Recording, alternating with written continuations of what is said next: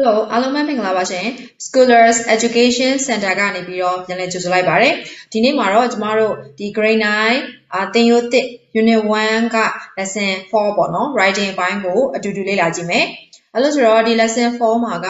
Thanks for everything ဆိုတဲ့ခေါင်းစဉ်လေးနဲ့လေ့လာရမှာပေါ့နော်အဲ့တော့ thanks for everything ကတော့သူ့ရဲ့ဒီ expression လေးကိုဖတ်လိုက်တာနဲ့ကျေးဇူးတင်ကြောင်းကိုပြောထားတာပေါ့နော်အဲ့တော့ဒီမှာကကြတော့လေ့လာမှာက writing and email ဖြစ်ပါတယ်အဲ့တော့ email writing ကိုကျမတို့ဒီ grade 8တုန်းကလည်းသင်ခဲ့တယ်ပေါ့နော် grade 8သင်ရိုးသင်မှာလည်းunit 7မှာ email ရေးတဲ့အကြောင်းအရာလေးပါဘူးတယ်အဲ့ဒီတော့ကတော့တငယ်ချင်းကိုက invite လုပ်တယ်တငယ်ချင်းကလက်ခံတယ်ညင်းဆိုရယ်ဆိုပြီးတော့ကျမတို့လေ့လာခဲ့ရတယ်ပြီးတော့ရေးသားခဲ့ရတယ်ပေါ့နော်အဲ့ဆိုတော့ဒီ grade 9မှာကျတော့သူကနောက်ထပ်ပုံစံတစ်မျိုး email ကိုလေ့လာခိုင်းတယ်ရေးသားခိုင်းတယ်ပေါ့နော်အဲ့ဒီခါမှာသူကဒီ exercise 1မှာတော့ in pairs ask and answer the questions အဲ့တော့ကိုနဲ့ကိုဘေးကတငယ်ချင်းနဲ့ပေါ့နော်မေးခွန်းတွေအပြန်အလှန်မေးခိုင်းတာဖြစ်တယ်အဲ့ခါကျတော့ number 1မှာ have you ever written an email if so when and to whom အဲ့တော့သူက email ရေးဘူးသလားလို့မေးထားတယ်အဲ့တော့ကျမတို့ကရေးဘူးတယ်ဆိုရင်တော့ yes I have ever written an email လို့ပြန်ဖြေပါမယ်အဲ့တော့ yes ပြီးတာနဲ့ you ကို I ပြောင်းမှာပေါ့နော်ပြီးရင် have ကိုတွင်းထဲကိုပြန်ထည့်လိုက်မယ်အဲ့တော့ yes I have ever written an email အဲ့တော့အဲ့လိုရေးခဲ့ဘူးတယ်ဆိုရင်ရောဘယ်အချိန်မှာလဲဘယ်သူကိုလဲလို့သူကတစ်ဆက်တည်းမေးထားတယ်အဲ့ဒီခါကျတော့ကျမတို့ကကိုကရေးခဲ့ဘူးတယ်ပို့ခဲ့ဘူးတယ်ဆိုတော့ I sent ပေါ့နော် past tense အနေနဲ့သုံးမယ် I sent to ဆိုပြီးတော့ကျမတို့ပေးပို့တဲ့လူရေးရမှာပေါ့နော်အဲ့တော့ဥပမာကိုကတငယ်ချင်းကိုပေးပို့ဘူးတယ်အရင်လကအရင်နှစ်ကဆိုတဲ့ပုံစံမျိုးရေးချင်တယ်ပြောချင်တယ်ဆိုရင်တော့ I sent to my friend last week ဒါမှမဟုတ် I sent to my teacher last year ဆိုပြီးတော့ဖြည့်ပေးနိုင်ရပါပြီတကယ်လို့ကိုက email တွေမသုံးဘူးမပို့ဘူးဆိုရင်တော့ no I have never ဘယ်တော့မှဆိုရဲဒီ never လေးကိုထည့်လိုက်မယ်အငင်းတံတန်လဲဆောင်းသွားတဲ့အတွက် not ထည့်စရာမလိုတော့ဘူးပေါ့နော်အဲ့တော့ no I have never written an email ဒါဆိုရင်တော့ပြီးသွားတာပေါ့နော်ဒါမဲ့ email တွေကခုနောက်ပိုင်းအရင်ခင်စားလာတဲ့အတွက်ကျောင်းသားတွေလည်း10ယောက်မှာ6-9ယောက်လောက်ကတော့သုံးဖို့မယ်လို့ကျွန်မမျှော်လင့်နေပေါ့နော်ပြီးတော့ grade 8ကလေးတွေကဒါ email ရေးဖို့မှာပဲလေနော်ရေးဖို့တဲ့တွေ့ကြုံရှိတဲ့အတွက်ရေးဖို့တယ်လို့ဒီမှာတော့ဖြည့်ပေးနိုင်တော့ပိုကောင်းတာပေါ့နော် Now number 2က who normally sends email to each other အဲ့တော့ဘယ်သူတွေကရော email ကိုတယောက်နဲ့တယောက်အပြန်အလှန်ပေးပို့လို့ရှိတယ်လို့သူကမေးထားတယ်အဲ့တော့ကိုသိတဲ့လူပုဂ္ဂိုလ်တွေကကိုကပြန်ဖြေမယ်ပေါ့နော်အဲ့ဒီခါကျတော့ကိုယ့်ရဲ့တငယ်ချင်းတွေထဲမှာ email ပုံမှန်ပို့လိပို့ထားရှိတဲ့တငယ်ချင်းတွေရှိတယ်ဆိုရင်အဲ့တငယ်ချင်း2ယောက်နာမည်ကိုထည့်ပါအဲ့တော့ who နေရာမှာကျမတို့ကနေပြီးတော့ဥပမာသူစား and ကျေစင်ပေါ့နော်အဲ့တော့သူစား and ကျေစင် normally send အဲ့မှာတော့ send မှာ s ပြုတ်သွားပါလိမ့်မယ် emails to each other အဲ့တော့သူစားနဲ့ကျေစင်တွေကတော့ email တွေအပြန်အလှန်ပို့လို့ရှိတယ်ဒါမှမဟုတ်လဲကိုယ်တငယ်ချင်းတွေကမဟုတ်ဘဲနဲ့ကိုယ့်ရဲ့မိသားစုဝင်တွေထဲမှာကိုယ့်ရဲ့အမကသူ့တငယ်ချင်းကို email ပုံမှန်ပို့လိပို့ထားရှိတယ်ဆိုလို့ရှိရင်လေ my sister and her friend normally send emails to each other လို့ဖြေလိုက်ရပါပြီဒီ who နေရာမှာကျမတို့လူပုဂ္ဂိုလ်2ယောက်ထည့်မယ်ပေါ့နော်my sister and her friend ဒါမှမဟုတ်လဲ my brother and my sister အဲ့တော့ကိုယ့်ရဲ့အကိုကြီးနဲ့အမပေါ့နော်သူတို့2ယောက်ဆိုလို့ရှိရင်လည်းသူတို့2ယောက်ကအပြန်အလှန် email တွေပို့ပြတယ်ဆိုလို့ရှိရင်လည်း my brother and sister normally send emails to each other လို့ဖြေလိုက်ရပါပြီ Now number 3မှာတော့ what are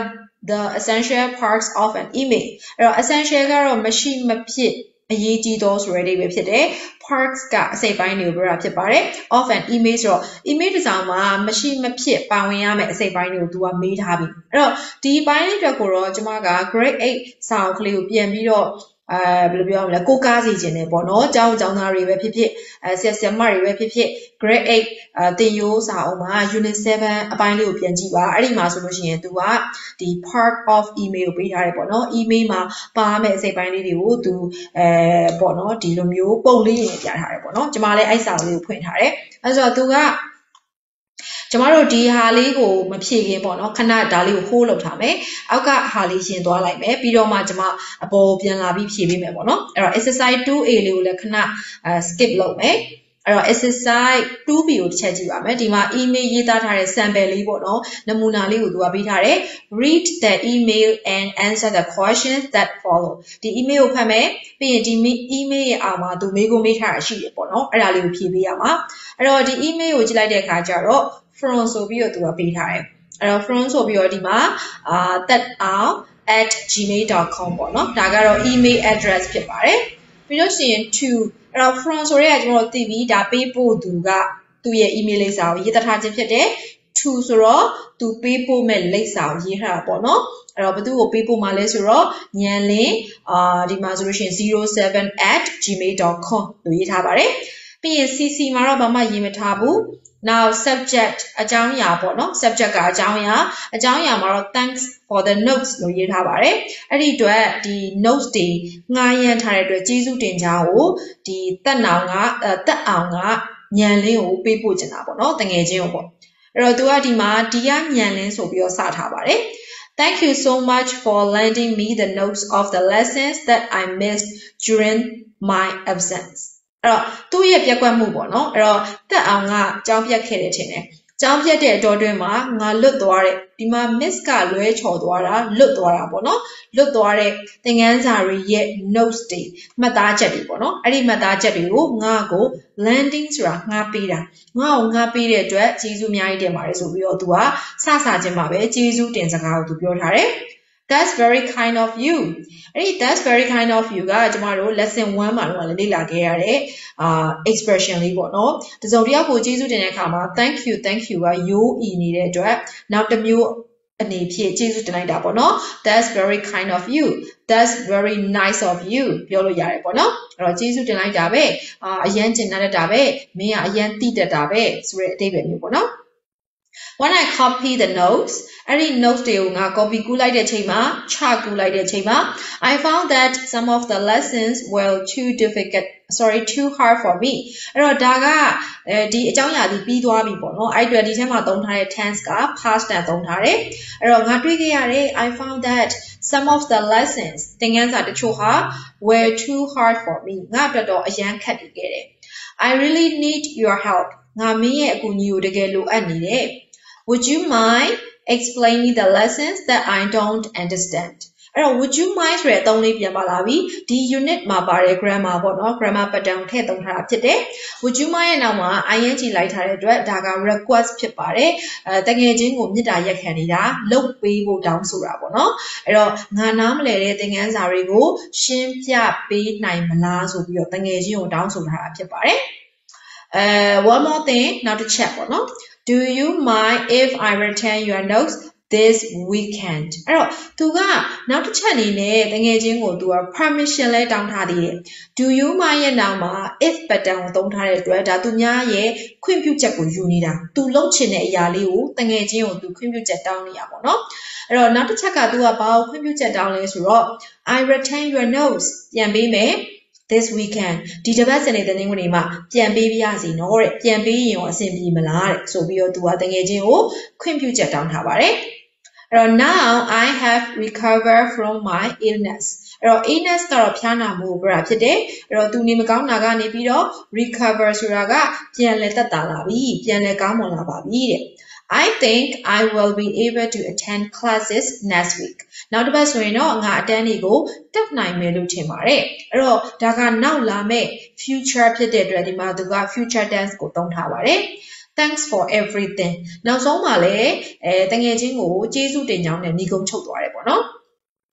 ပြီးလို့ရှိရင်ဒီမှာအဆုံးသက်စကားမှာတော့ with warm regards သုံးထားပါတယ်အဲ့တော့ regards ရဲ့အဓိပ္ပာယ်က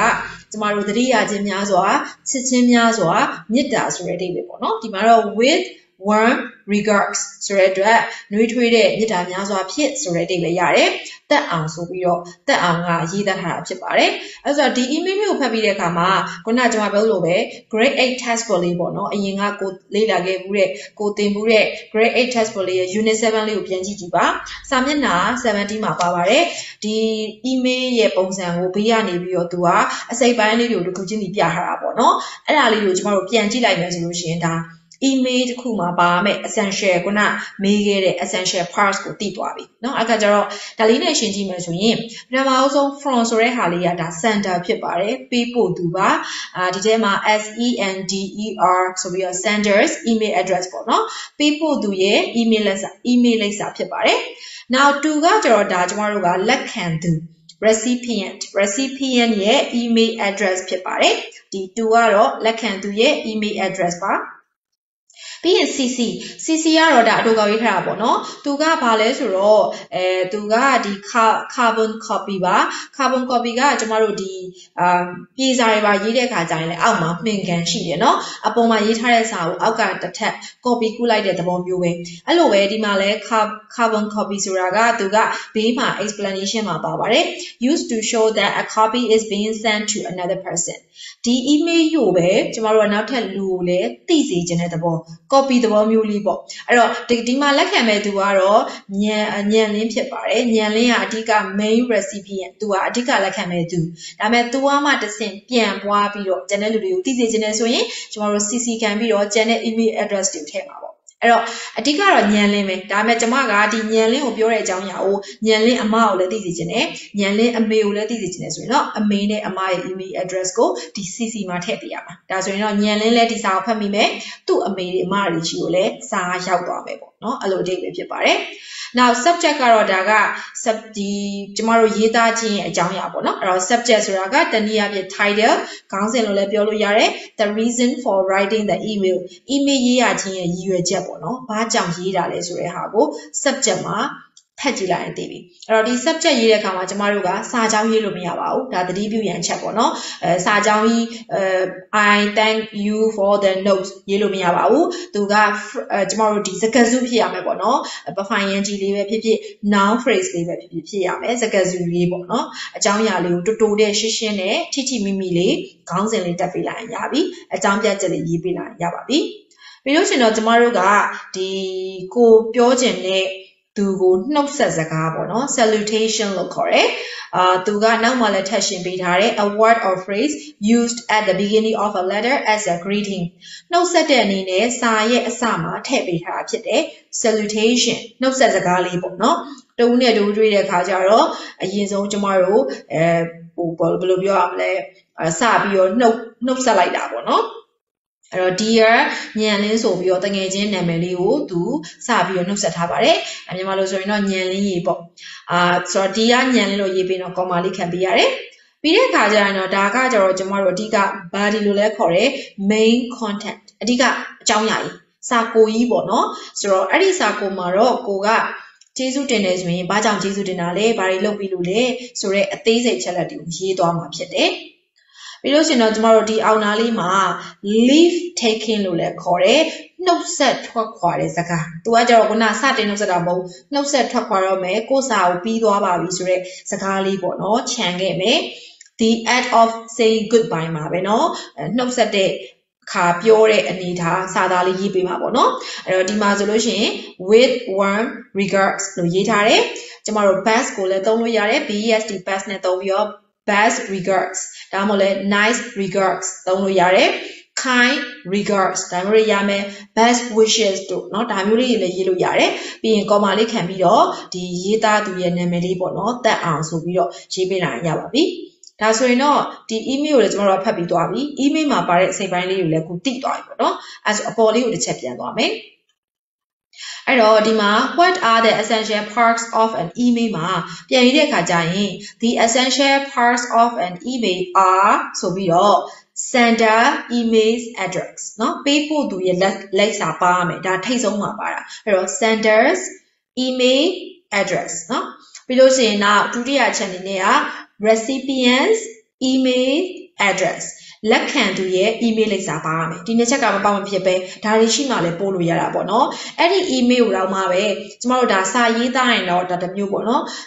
email သုံးတဲ့လူတွေဆိုရိုက်ထည့်မှားလို့ရှိရင်မပေါ်ဘူးနော်မှန်မှသူကပေါ်တာအဲ့တော့ recipients email address လို့မယ်နော်ပြီးလို့ရှိရင်တော့ကျမတို့နောက်ကတစ်ခုကဒီ CC ပေါ့နော် CC ရတော့ခံပေးရတယ်ရေးတာမရေးတာအပိုင်းပေါ့အဲ့ဒါကြတော့ carbon copy နော် CC က carbon copy လို့ရေးပေးရမယ် carbon copy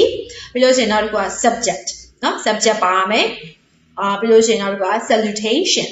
salutation နှုတ်ဆက်စကားပါမယ်ပြီးရင် main content ဒါမှမဟုတ် body ပေါ့နော်ခန္ဓာကိုယ်စာကို main content ပြီးရင် leave taking နှုတ်ဆက်ထွက်ခွာတဲ့စကားပြီးလို့ရှိရင်တော့ကျမတို့ဒါအောက်ကတော့နာမည်ကပြီးသွားပြီပေါ့နော် leave taking မှာပြီးတော့9ချက်ပါမယ်เนาะအဲ့တော့ the essential parts of an email are senders email address recipients email address carbon copy ပြီးလို့ရှိရင်ကျမတို့ subject ပြီးလို့ရှိရင် salutation ပြီးရင်ကျမတို့ main content ဒါမှမဟုတ် body ပြီးတိုင်းနောက်ဆုံးမှာတော့ leave taking 9ချက်ရေးလိုက်ရပါပြီเนาะအဲ့ဒါလေးကိုကော်မာလေးတွေခံသွားရင်ရပါပြီ